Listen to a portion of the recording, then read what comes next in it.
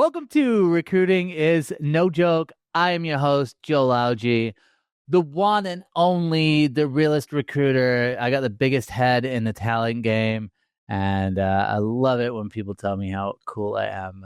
Totally kidding, guys. Thanks for tuning in to this week's episode of Recruiting is No Joke. This episode was brought to you by Basic Capital. You're competing for talent, so why settle for the same old benefits? Basic Capital helps your 401k stand out by investing with your employees, boosting their investing power by up to 5 times. It's a new way to show candidates you invest in them too. Ask your team about adding Basic Capital and make your 401k a real recruiting advantage.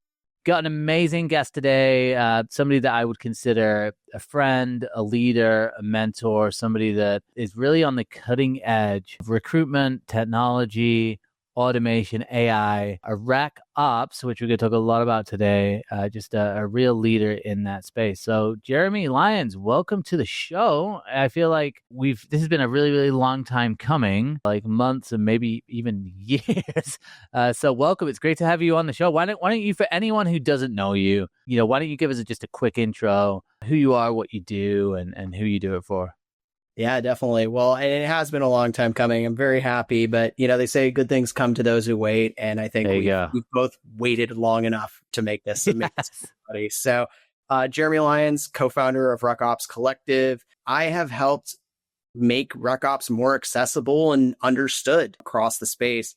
I've worked predominantly with tech companies, worked for big 100,000 plus companies, worked for companies that were 10 people. And I created Rec Ops Collective about 3 years ago to kind of help with the global Rec Ops mission of doing it. Met a lot of really, really cool people along the way. And, I'm just excited to see how it's grown and where it's growing to, and just the amount of knowledge and excitement around it too.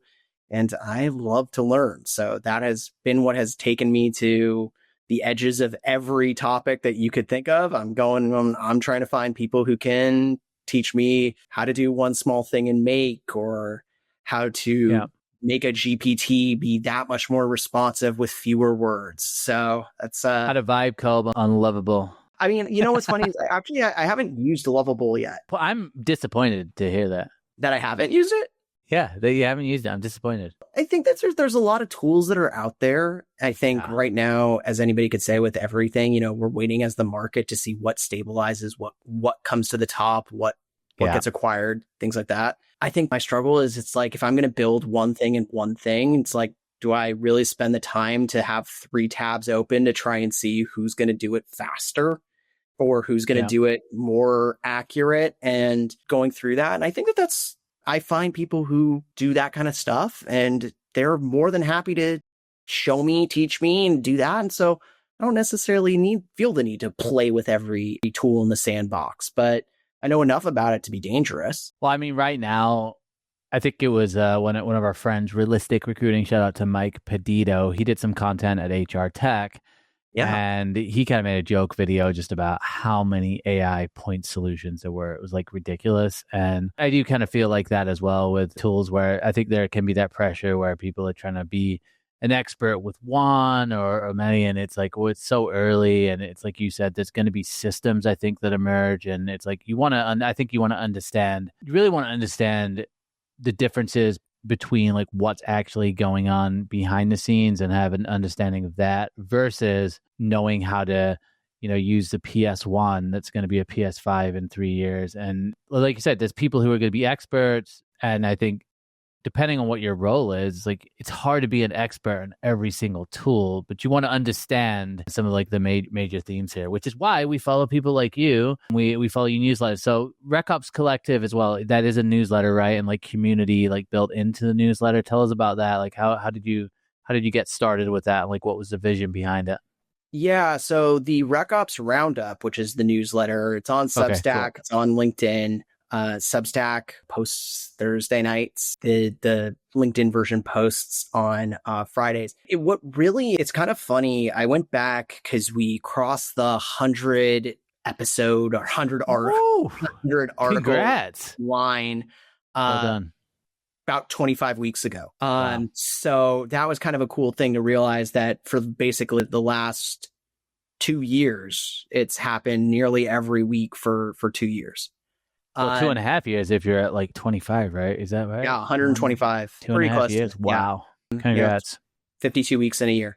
And so what it originally started out as me just posting jobs, because I started basically at the end of 2022 when the market had really shifted and a lot of recruiting operations people were losing their jobs.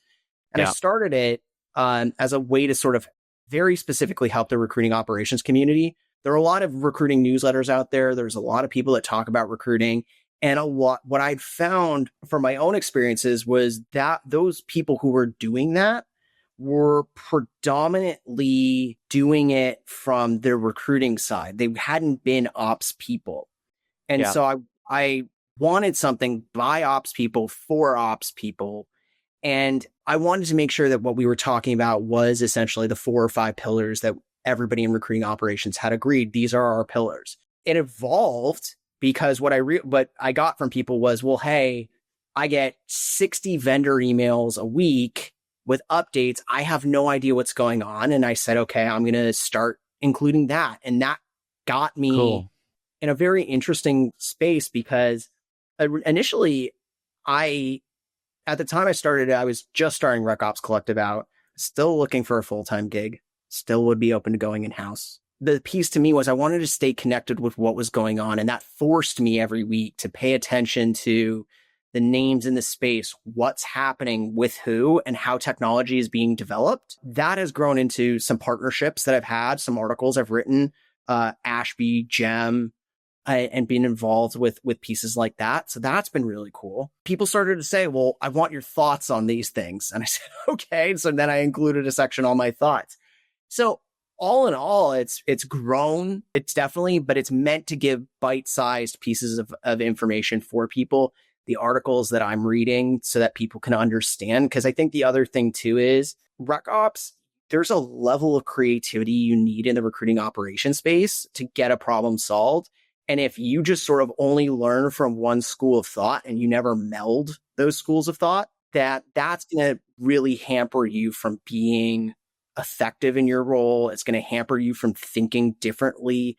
The other thing too is people who came into Rec Ops, there was this like generation of TA leaders who just sort of went, hey, I kind of don't want to cover the TA org anymore, but I really want to stay in it because I have those skills. And so that became very recruiter focused. And the people who came up as RCs and people who came up from the biz ops side or the business analyst side, like me, we needed people like ourselves to be able to look at, model, have conversations with, and think very differently about all these different solutions. Bringing it back to AI, I think that AI has proven to be a really good use case of why a liberal arts education can be useful, because you need specific words to get specific outputs, and you need to think about things in a very specific kind of way. And if you're able to do that and you're able to deconstruct an idea, you're able to do more. And that was my main thought, my main driver about why I keep the newsletter going. It's also my main idea and main driver for why the newsletter is not sponsored by anybody. I needed the information to be completely neutral, and I've managed to do that. Much to my wife's chagrin, I think my wife feels like she can say, hey, get sponsorship on there, get as much money out of it as you can. But ultimately for me, I think the neutrality in my newsletter is also what stands it apart. Yeah, I love that. Wish I could say the same about the podcast. No, just joking. Like you said, because I mean, you do consulting too, right? So you'll come in and help companies with like implementations for ATS, CRMs, like helping companies think about their own operations. So I'm sure that kind of helps generate some of that interest as well. So there's always sometimes putting that value out there up front, being known as, hey, this is the go-to person for this. This is a person who's kind of leading in this area. It's going to lead to good opportunities. Not everybody needs to sell out and do sponsorships necessarily that way. I mean, I just can work, not always though, and it depends on how that's presented. And everybody's different too, Joel. It's like, I'm not poo-pooing on anybody who has sponsorship in their newsletter. I think that that's great when you are able to develop something that people want to sponsor, people want to give money to. I think is phenomenal. And it takes a lot, and there takes consistency. There is a lot that you have to do to get it to there and to that point. And you know what? It just I just sort of said, if I start to take money to do this, then people might sort of say, well, hey, look, I bought you. And and I want my community to get unfiltered information because I think it makes my community better. And I could be wrong. I love that. No, I love that. I love it. It's good because I think that is one of the things with just content creation. I don't want to go necessarily too far down this path, but it's such a fine balance, especially, it's like a social media creator, somebody that's putting out a lot of content, and I do sponsored work. And I think one of the things that you have to balance is, hey, is it powered by, sponsored, or is this something that I'm endorsing? And there's a fine line between the two. And I think either way, I think you've got to be incredibly careful with like who you're working with, the brands you're working with, what they're about. For me, I learned it's a lot to do with like the people who are building the product, and like, are they people who are like-minded, and like when I meet with them, I could tell that they care. Like for me, caring about recruit, as corny as it sounds, like caring about the recruiting community is a big deal, because I get vendors reach out to me and they'll say, hey, we're going to disrupt the industry. We're going to change this. We're going to do this. Hiring's broken. And then I dig into it and go, okay, so like, where did this come from? And sometimes it's like, oh, I just had a terrible experience myself. And I'm like, okay. And some brands, though, I talk to are like, yeah, I felt the pain myself. Like I sat in the seat. Like I want to make things better. I want to make recruiters' lives easier. And for me, that's what I can get behind. Whereas like, just got to weigh it out. Because ultimately, when you do take sponsorships or you work with a brand, if one of your followers or someone you're connected to who is kind of like looking to you, if they sign up for something that's not actually good, it's like, well, then they're just going to associate that with your brand. So it can really kill your brand too. So yeah, I think people get that, right? Like they understand that, hopefully. Yeah, I mean, I like to present, even at detriment to myself, all sides of the argument, so that everybody, at least when a decision is made, all the known knowns were outright stated. And I think that a lot of, this is kind of a future thought, but I think that in order for recruiting to really be seen as a business function, we have to start talking about it in a way that shows the business impact. And I think that what gets lost is that we want to be people. We want to be people of the people because we know what it means to interview, and we think like that. I think that one of the things that comes into play with that's kind of an important element is talking, really building to build out the architecture and the threading and show people the impact that they're making. And I think sometimes when companies get too big, they think that they don't need to do that anymore. And that can change sort of how people perceive recruiting. It's one of the reasons why changing language helps. It's why I don't call an intake an intake anymore. I call it a product launch. We're launching a product, and the product just happens to be the role. Is that it can go any which direction from that. Yeah, it's huge.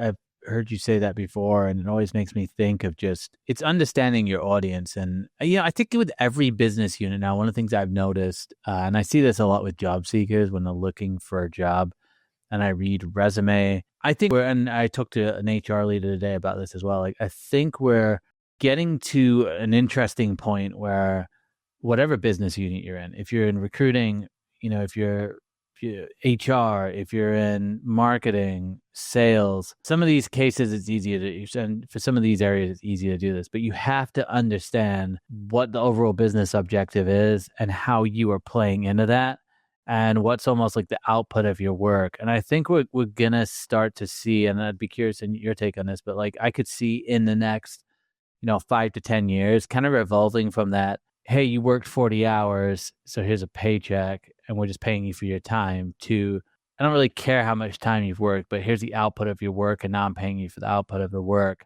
And I think, obviously, if you get a grasp of this technology and AI, and you're able to kind of scale the value that you're able to bring, then you're going to do really, really well. But it's almost like, I see it a lot on resumes where the biggest problem is people just listing these roles and duties. And I'm like, okay, take a step back. Like, yeah, that you worked on this project, that's amazing. But like, how did the project impact the business? Like, what was the lasting value? Because this next employer, that's all they're thinking about. Well, I mean, I think so. There's kind of two thoughts that I want to add to that. I think one of the things too is it's very, very hard sometimes to understand your impact. Yeah. Oftentimes you don't hear about your impact until you leave, and then people remind you of your impact. And a really good example of that is this. Very early on in my career, I built a shared queue scheduling tracker. And the idea was I want to be able to see, I wanted everybody on the RC team to be able to report on their own metrics. I wanted everybody on the RC team to be able to feel like they could take vacation. And I wanted everybody to sort of have this vision of understanding what RCs can do. And this was before scheduling tools were really a big thing like they are now. And so for me, I built this. I built it over the course of a week and I iterated on it. And I found out that the company was still just in the last like maybe year or the last 6 months deprecated that. But if somebody were to, if I didn't know that and I hadn't had conversations with people around that, I would never know. But that's a hugely impactful thing. But that's something that's really hard. So what's your advice then for like trying to, like, let's say you're on the job search right now and you're looking at your last role and you're in these big cross-functional teams or whatever. Like, what advice would you give for people to like try and understand what that impact is? Maybe you just talk to other people or what? I mean, I think you write it down so you don't forget it. Talk to other people to see within the company or monitor the company too. If you left under acrimonious conditions, there was a company that quiet fired me and still uses how I wrote all their job descriptions and the documentation that I wrote about how they should structure their job descriptions and what needed to be in there and how to sell the company culture. And I still go back and sometimes look at that company's career page to just sort of see what was it like, why did you feel that you needed to push me out when you're still using all the things that I still built for you? Yeah. That just feels weird. But would somebody say that wasn't impactful? I mean, at the time, people might say like, oh God, it's just one document, it's one process, whatever. But now you see, it's like, well, actually they keep using it.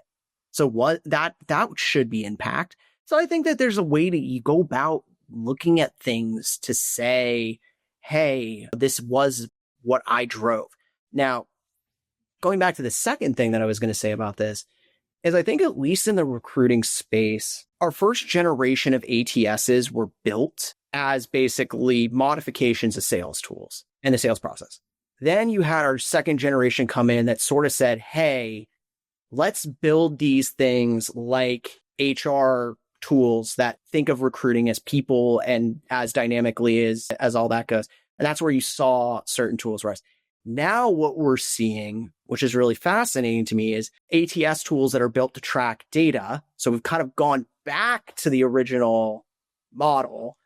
But what also has been really fascinating in monitoring that space is the number of conversations that you hear, to your point about impact, which was in-house teams and agency teams have always sort of had friction with one another. But now what you're starting to see is a lot of in-house tools feeling the need to incorporate what agency ATS tools have had for a while so that you could track number of interviews, number of calls, number of submissions, and sort of be able to tie in like value to what you've been driving.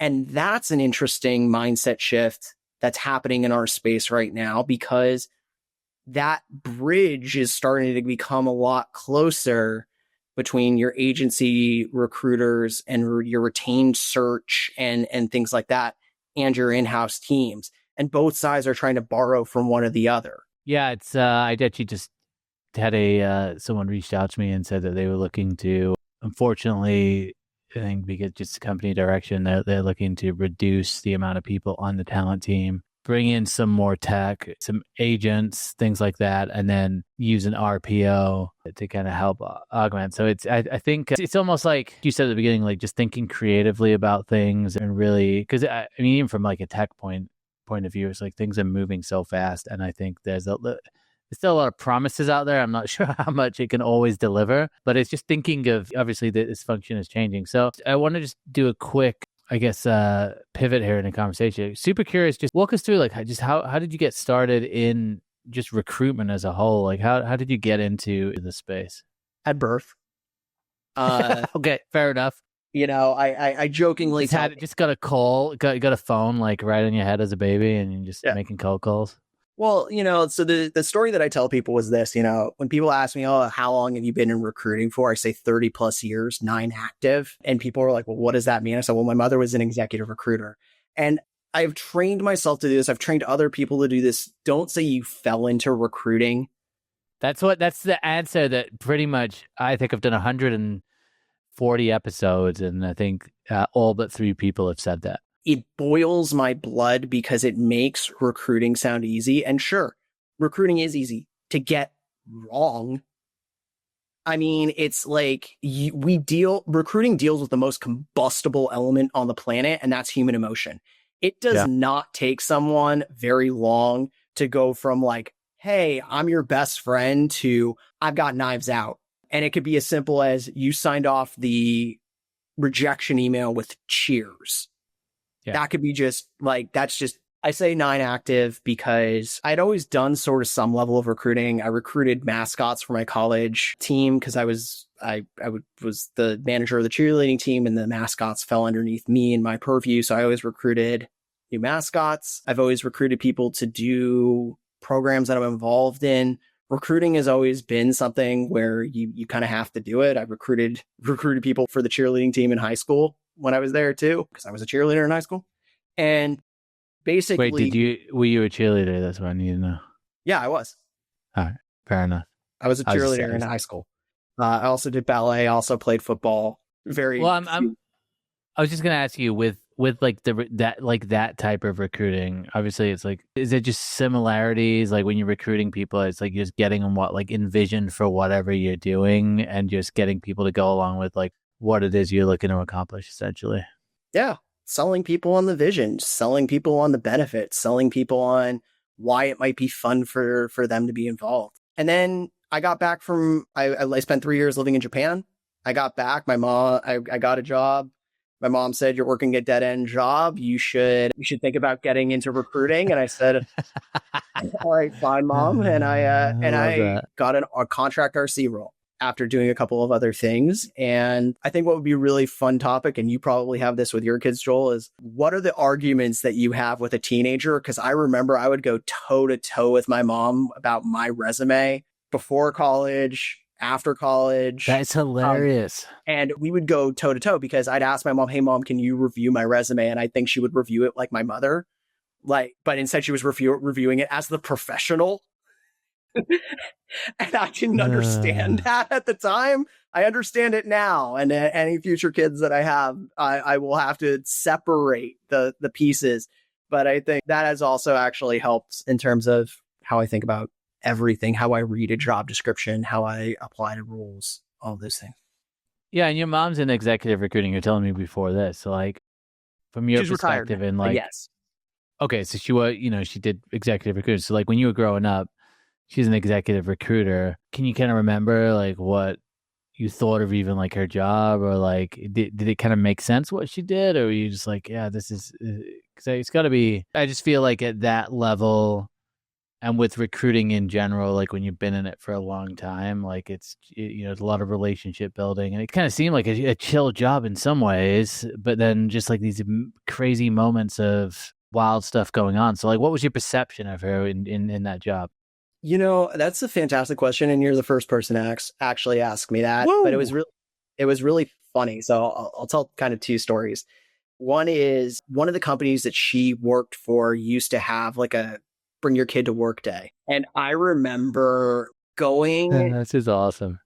Going with her to work that day, and I remember being so unbelievably bored because I just didn't understand what she did, that I fell asleep underneath her desk for like, oh, wow. I'd use it as an opportunity to take a nap. And was this like kind of like a bullpen setup? Did they have like the gong and everything? No, like? My mom had an office. So, and what was really interesting was, and I tell people this all the time, was the company she worked for had really, really strong corporate values. And it wasn't just words on a page. It was like actually threaded throughout. And those values ended up becoming my personal sort of values. So wow. That kind of flopped through. So very high accountability, very high thing. And I actually ended up working for this company as a contractor. Very first job as in recruiting, which was it was a great experience. I learned an absolute ton. I think the other thing too is that was in finance. I brought a lot of that rigor that you need over onto the tech side that I do, because you never want to get caught in an audit and finance. When you're in the financial world doing financial recruiting, you really have to be buttoned up. So there's that. I think the other thing that sort of played out, which was kind of interesting. So I was at an event recently. A lot of my mom's friends were there, and it was fascinating the number of people that are my mom's closest friends who were candidates that she recruited. Wow. Or connected to candidates that she recruited. And that part to me is also just a very fascinating thing about how we build relationships in this space. I mean, we were talking about it earlier. Brandon Jeffs and I, we built a relationship entirely digitally. And then we saw each other for the first time in person. And it was like two little kids, like just bouncing up and down, very excited to like see each other in person. And same thing with meeting Mike Pedito in person. You know, there are these relationships that we build, and they may not turn into anything professionally, but they certainly turn into something personally where you build up. Another great example of that, I was just this morning texting Brian Fink. Brian Fink is a mentor of mine. He's a great human being.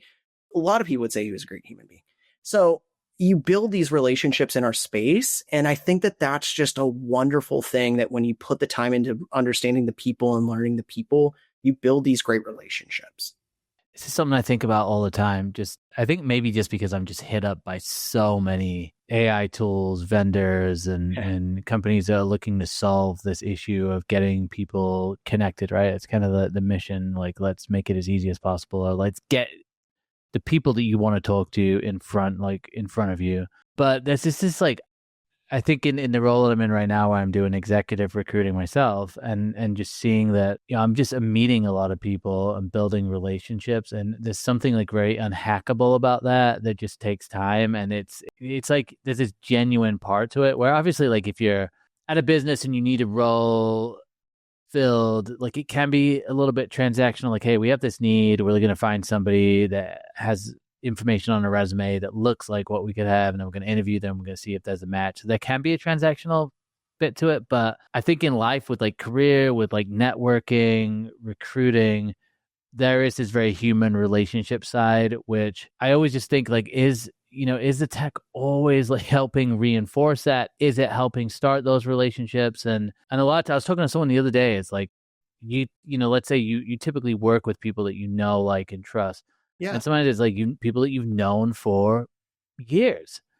And it's like, that can just not be hacked in any way there's no AI tool that can create a relationship that's worth a relationship that's been around for years. It can like help solve a problem in a moment. And, obviously, if you have a problem, you can provide a solution. Of course, it can solve that. But there's just this very real relationship piece and networking piece that is very unhackable. And so hearing stories like that, like about your mom, where it's like these organic relationships that have developed over time, over years, if she's built trust, it's such a huge thing in recruitment in general, and networking especially. And now I think we even seen it with like sales and partnerships, and it's kind of a partnership ecosystem. So it's super, super interesting.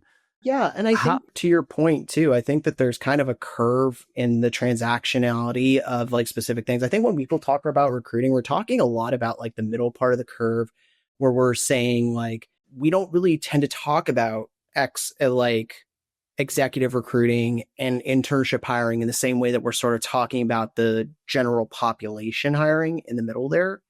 Yeah. But I think to your point about the AI tools that come out, and a lot of AI tools reach out to me and they're like, hey, tell me what you think here. And the biggest things what you're saying is like, how do you build that relationship when the relationship is personal? But the thing that I always turn right around and I ask these tools, especially because a lot of those tools have things that are like, oh, I don't want a job hopper. And I ask, well, how are you defining a job hopper? Well, change roles every year and a half to 2 years. Yeah. And I say to them, well, what's the story that you're telling about these candidates when you do that? Because instantly when you're doing that, you're trying to cut out volume. You're trying to get to a certain point.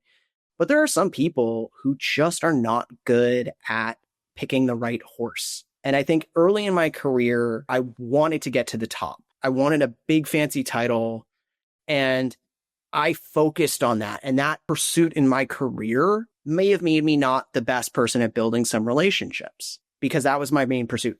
Then I got a title that I felt opened the doors that now people would start to listen to me. And it opened the doors and people did start to listen to me, but I wasn't happy with the title.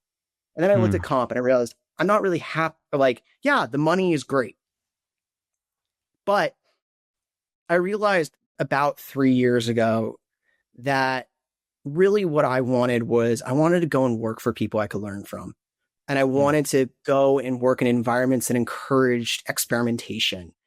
And that kind of part made it so that the job title really didn't matter. It was work. It was keeping my list of people I have identified that I want to work with active and looking at that and then saying, I've had conversations where they're like, hey, look, I got a role on my team. It's not a manager role. It's not even really a specialist role. It's a coordinator role. I think that that's low for you. I go, I don't really care what the title is. My thing is I want to work with you and this project sounds interesting. So let's have a conversation about what we're actually going to build together here. And the title, everything else will fall into place and we'll make this work. And I think that that's when you can get to a place like that in your career where you have that and you can do that, I think that that's a really, really exciting and important place to be. And that's kind of like that whole, kind of what I was getting at with like the bringing value versus it's just the idea of like the trading time for, you know, income, like a job. Like I think there's something happening, and you know, particularly for like young people getting into the workforce, which I'm sure there's some listeners out there that are maybe graduated, and maybe you got kids that are graduating. It's super tough right now to get entry level roles because a lot of companies are looking at AI and saying, hey, you know, we don't really need an intern. We can get an AI agent to do very similar work. I think for a lot of parents that I've talked to that have kids, you know, and these like HR leaders, they're people who are leading really, really big organizations, and their kids are graduating and are like, I've gotten, you know, it's hard to help them. And I think a lot of them are just at that point of like, you know, explore how can you give value and like, how can you, you know, approaching work differently, right? And it is so much more of like, how can you get to a place where you're doing work that's meaningful for you, you're involved in meaningful projects, and then how are you bringing value into it? And then you have to kind of like sell that value. And I just noticed more and more, like when people come to me for advice, you know, recruiters that are out of work, I'm like, all right, well, how else can you provide value to the market? You know, yeah, okay, there's not necessarily a lot of demand for your type of recruiting, or you're having a struggle with it. That's fine. What about coaching people in their careers? What about working with people on their resumes? What about branding? What about this? What about taking on a contract role for a short, specific amount of time? Like, get a little bit creative. And I think people who have that mindset, that are curious, that are wanting to learn, I think there's still opportunity. And I think a lot of us are going to have to get more creative than just the steady, you know, 9 to 5 kind of traditional work path, because I don't think that's going to be necessarily as accessible as it once was. Yeah, well, and I realized I didn't complete my thought, which is usually when I'm talking to these, and it's going to build on what you're saying too. Usually when I'm talking to the AI tools, I'm asking them what I think is a very important question, which is if you were to turn around and use this on yourself, what would happen? And sometimes I think that is a light bulb moment for people that realize like you could be building something that's actually boxing you out. And if your own product is then used against you, how does that make you feel that you've designed something to do that? So there's that. I think another thing to your point was actually, and this is a really funny story. So my mom had worked with a TA leader, and right after I was starting out on my own path, I said, hey, you know, she asked me, did I want to reach out and have a conversation with this TA leader? And at the time I said, yeah, sure, I want to. And the TA leader's response was like, hey, look, I'm kind of busy at the moment. He's not really in the demographics of people I usually talk to. Not now, essentially. And I was fine. There wasn't anything, no acrimony there, no nothing. End up having a conversation with that TA leader earlier this year. On the same thread, emails back my mom and says, "Oh my God, it was such a great conversation, so insightful. This was so great." And it was sort of this like moment of 3 years ago, that conversation wouldn't happen. Now this conversation is happening. And ultimately, it's not that I think I evolved and I changed. And to your point, I think that that's something that is, we have to evolve. We have to change. We have to think about ourselves differently. We have to do things differently. There's still things that I get wrong all the time. There are still people that like, I say the wrong thing. That's when you have an opinion, sometimes that's not going to land well with other people. And that's okay. And you have to understand, totally we're like, who are you and are you open to change is a really, really core and key thing for how you're going to evolve, how you're going to use your skills, how you are going to show up in different places and show up in the market. When I think back to it, one of the things that I had started to do 2022, 2023, 2024 was people knew me for my spicy posts where I was just like taking boot to butt or, belt or whatever it was and saying things that needed to be said out loud. But ultimately that's no longer me. I don't need to do that anymore. And whenever you're posting content or thinking about content, thinking about who you are, you don't have to continue to be the same person that you were. You're not bound by that. And I think I'm very lucky in my career and in my life that I have reinvented myself. One, I reinvent myself like every single day, but I've really hardcore changed my persona, the things I care about, the curiosity pieces, no less than 10 times. And I love that. Luckily for me is I've gotten nicknames across the way. And so I can ascribe certain skills and things to that's that person. Now kind of makes me sound like I'm somebody who suffers from multiple personality disorder, but there are people who know me by different names, and that's fine to me because that's also allowed me to gain skills that like branding, tone, delivery, the style of things all changes if you're open and you're curious to be able to say like, hey, look, that was me yesterday. That's not going to be me tomorrow. And what do I need to do to actually change and rebrand myself? And it's hard. It's huge. But you got to rebrand yourself like with yourself as well. I think that's something which like not a lot of people think about. Are we doing the Austin Powers? I'd like to reintroduce myself as. I'd like to yeah, but you kind of like you have to believe it yourself. This actually happened to me.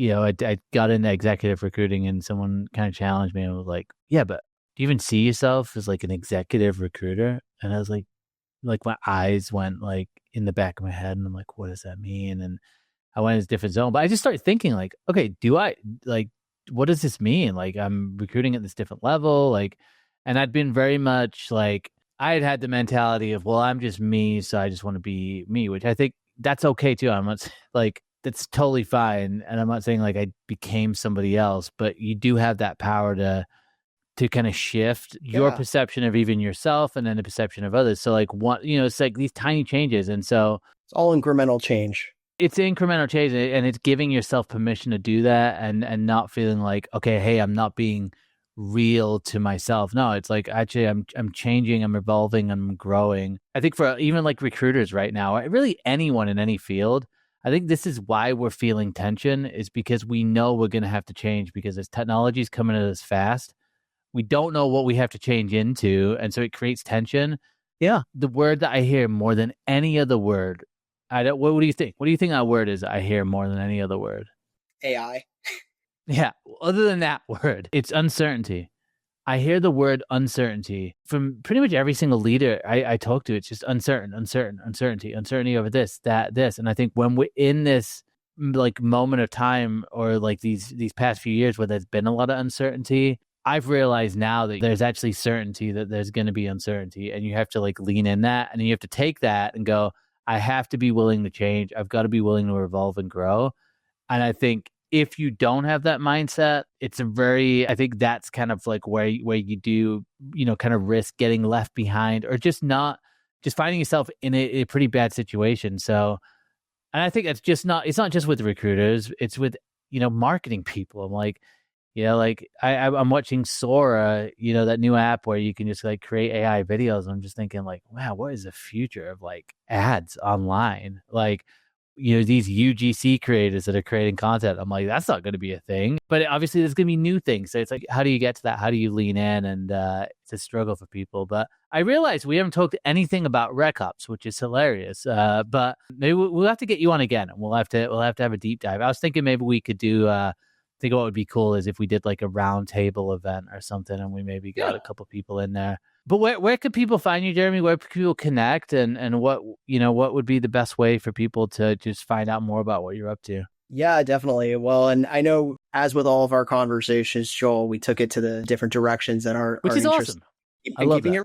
And yeah, we will have to do that. So where can people find me? People can find me on LinkedIn, Jeremy A. Lyons. If everybody is really curious why the A is there, it's because tokens will tell me if you sent an actual targeted message or not.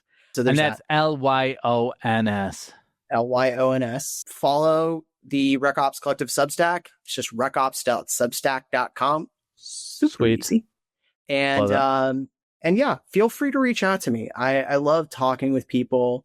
Sometimes you'll get me on a rant day. Sometimes you'll get me on a day where I'm like, please do all the talking.